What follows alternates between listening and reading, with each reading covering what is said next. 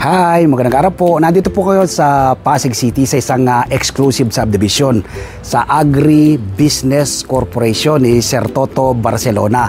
Nandito po kayo sa kanilang greenhouse na nursery area. Ito po ng aking gawak ay Red Lady Papaya na kanilang punla, no? Ready to transplant na po ito.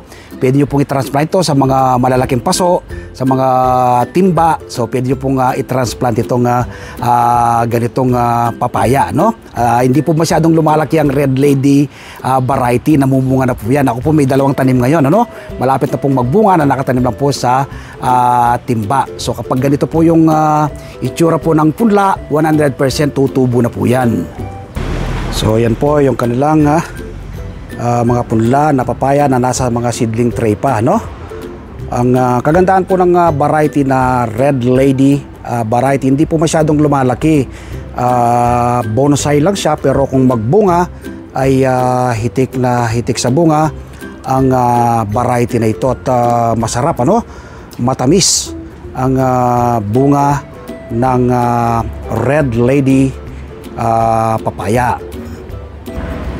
Nawa po mula ngayong araw na mapanood nyo ko, magtanim rin po kayo ng inyong sariling pagkain, mga green leafy vegetables, fruit-bearing trees, tulad po ng papaya. Ano po bang makukuha po ninyo kapag kayo nagtatanim ng sariling pagkain?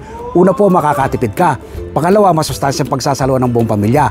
At pangatlo, makakatulong ka sa pagpreserba sa ating inang kalikasan. Ako po'y napakabising tao bilang isang reporter, columnist, vlogger, TV host. Pero nagagawa ko pa pong magtanim, ano? Kapag bago ako pumasok, binibisita ko ng aking mga tanim na halaman. Kapag day off ko, maghapon akong nagtatanim. Kapag umuwi ako galing sa opisina, ay tinitingnan ko rin ang aking mga halaman. Nang sa ganon, maibigay ko ang kanilang pangailangan. Dapat po i-apply natin ang TLC sa ating pag-aalaman. Ako po kasi naniniwala ng food security, dapat magsimula sa ating mga tahanan. Nagawa ko po ito, magagawa rin po ninyo. Kaya po magtanim din po kayo ng inyong sariling pagkain. Salamat po!